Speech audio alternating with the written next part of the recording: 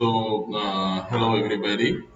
Students, today we are going to discuss problems related to mesh analysis. We all know that mesh analysis is used for solving the circuits. Just a quick recap. तो देखो जो mesh analysis होता है उसका यहाँ पे दो problems हैं जो हम देखेंगे और उसके अलावा थोड़ा सा इंट्रोडक्शन देखेंगे। कहाँ यूज करते हैं मेश एनालिसिस? जहाँ पे वोल्टेज सोर्सेज होंगे, ठीक है। जहाँ पे वोल्टेज सोर्सेज होंगे वहाँ पे हम मेश एनालिसिस को यूज करेंगे। नेक्स्ट चीज,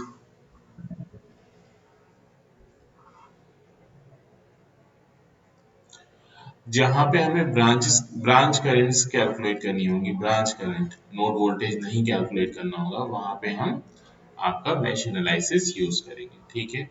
ये बात क्लियर हो गई। अब दो टाइप के मेश एनालिसिस होते हैं। एक कौन सा टाइप का होता है? सिंपल मैश, और दूसरा होता है आपका सुपर मैश, ठीक है।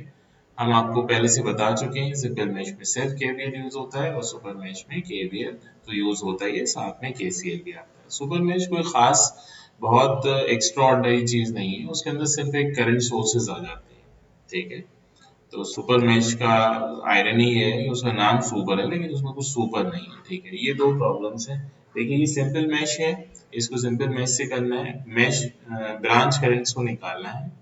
और इसके अंदर क्या खासियत है कि इसमें सिर्फ इंडिपेंडेंट सोर्सेज हैं और सेकंड वाले प्रॉब्लम में एक डिपेंडेंट सोर्स है ये दोनों सिंपल मैश ही। तो देखते हैं हम इसे कैसे सॉल्व करते हैं, ध्यान दीजिए। पहले ये पहला वाला प्रॉब्लम सॉल्व करते हैं।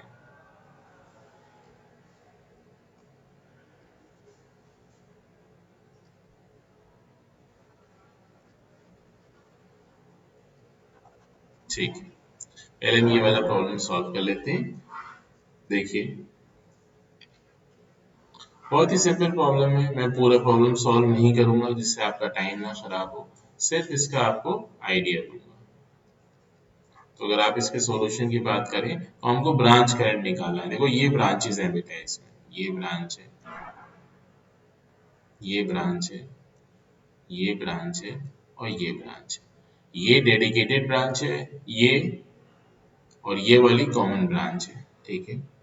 और इसके अंदर दो लूप्स हैं, एक लूप ये है, एक लूप ये है। तो हम सबसे पहले क्या करते हैं, फर्स्ट स्टेप जो हमारा होता है वो होता है लूप करंट्स को एज्यूम करने का। तो लूप करंट्स एज्यूम कर लिए आप, ये हो गया I1, ये हो गया I2, ठीक है। अब हम क्या करेंगे, अप्लाई केवीएल, कहाँ पे? इन लूप वन, अप्लाई करिए, देखिए क्या होगा।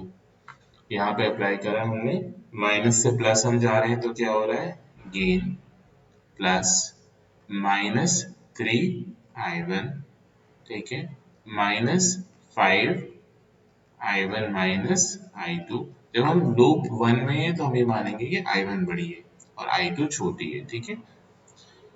-5 इक्वल टू 0, यहाँ पे ड्रॉप हो रहा है, यहाँ पे गेन हो रहा है। अगर आप रिवर्स एज्यूम करते हैं तो वो भी आप एज्यूम कर सकते हैं, उससे भी कोई फर्क नहीं पड़ेगा, ठीक है। आंसर सेम ही आएगा। जैसे भी आप यूज करते हैं वैसे यूज कर सकते हैं। मैंने दोनों में करंट्स क्लॉकवाइज मानी है, आप एंटी क्लॉकवाइज भी मान सकते हैं, ठीक है। Next, apply apply KVL in loop two. Loop two में केवीएल अप्लाई कर रहा हूँ मैं, 5 का गेन, ये यहाँ से चल रहा हूँ इस जगह से, फिर यहाँ आ गया, तब फिर -5। करंट की डायरेक्शन में हमेशा ड्रॉप होगा। अगर मैं करंट की डायरेक्शन में जा रहा हूँ और यहाँ मैं मानूंगा कि I2 बड़ी है तो I2 ऊपर जा रही है, I1 नीचे जा रही है तो I2 माइनस I1। और ये माइनस क्यों है? क्योंकि मैं करंट की डायरेक्शन में चल रहा हूँ, ठीक है। -4 I2 and -10 I2 equal to 0। ये जो आपका आया है, दिस इज इक्वेशन, बस दो इक्वेशन I1 I2, दो। अब आप सारी ब्रांच करंट्स निकाल सकते हैं। I1 तो ये हो जाएगी, I2 ये हो जाएगी, बीच वाली ब्रांच में जो करंट होगी वो नीचे से ऊपर जा रही है या ऊपर से नीचे, मतलब A टू B है या B टू A है, ये इस बात पे डिपेंड करेगा कि I1 बड़ी है या I2 बड़ी है, ठीक है।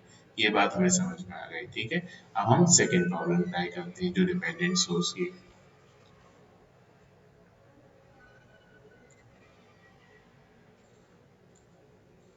इसमें भी कुछ बड़ी बात नहीं है। देखिए डिपेंडेंट सोर्स में बेटा कुछ भी नहीं होता है। डिपेंडेंट सोर्स में सिर्फ एक चीज ये आ जाती है कि आपका एक वेरिएबल बढ़ जाता है, ठीक है। हमें क्या करना है, आई नॉट निकालना है, सिर्फ इस वाली ब्रांच की करंट निकालनी है। बहरहाल जब हम इसे सॉल्व करेंगे तो हम किसी भी ब्रांच की करंट सॉल्व कर लेंगे, ठीक है। तो हम ये वाला पेन ले लेते हैं। ओके, ये हो गया आपका I1, ये हो गया I2, और सॉरी I2, और ये हो गया आपका I3। तीनों करंट्स हमने तीनों लूप्स में क्लॉकवाइज में एज्यूम कर ली। आप कैसे भी एज्यूम कर सकते हो, ठीक है, इससे कोई फर्क नहीं पड़ेगा, ठीक है। अब मैं क्या कर रहा हूँ, केवीएल अप्लाई कर रहा हूँ। केवीएल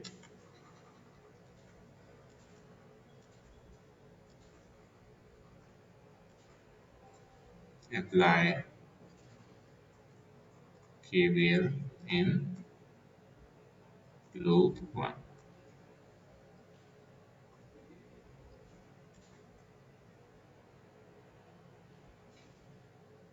ओके, पहले मैं लूप 1 में अप्लाई करता हूँ तो क्या होगा, 20 का gain minus 5 I1 minus I2 and minus 10 I3, I1 minus I3 equal to 0।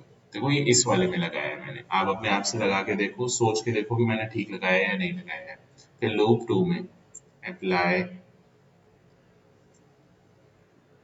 KVL in loop, देखो कैसे होगा,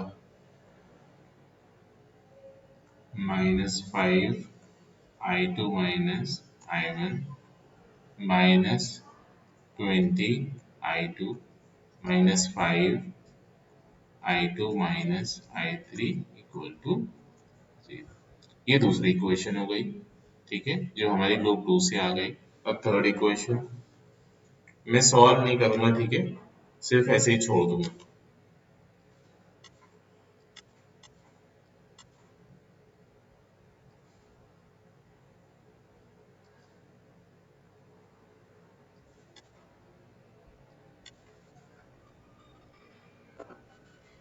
लूप 3 में आ जाइए, लूप 3 अप्लाई केवीएल, कैसे होगा, -10 I3 minus I1 minus 5 I3 minus I2 minus 4 I0 equal to 0, ठीक है। एक डिपेंडेंट वोल्टेज सोर्स इसमें आ रहा है और उसी की वजह से हमें थोड़ी सी मैथमेटिकल दिक्कत हो रही है। एज फार एज टेक्निकल या conceptual issue like concept is required, हमें कोई भी प्रॉब्लम नहीं है, ठीक है। लेकिन एक मैथमेटिकल दिक्कत क्या है कि तीन इक्वेशन हैं, तीन अननोन होने चाहिए थे, I1 I2 I3, लेकिन हमारे पास एक अननोन और आ रहा है I0। एक्चुअल में हमें वही निकालना है, तो हम I0 को फिलहाल एलिमिनेट करने की कोशिश करेंगे, ठीक है।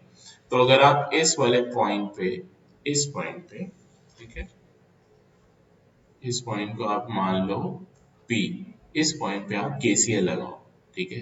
तो आपको क्या पता चलेगा, देखो यहाँ से कितनी करंट आ रही है, I1, और यहाँ से कितनी करंट आ रही है, I2, ठीक है, और नीचे कितनी करंट जा रही है इस वाले ब्रांच में, I0। तो यहाँ पे आप KCL एट P करो तो आपको क्या पता चलेगा, I0 plus I2 equal to I1। इसका मतलब I0 आपको किसके टर्म्स में मिल जाएगी, I0 equal to I1 minus I2।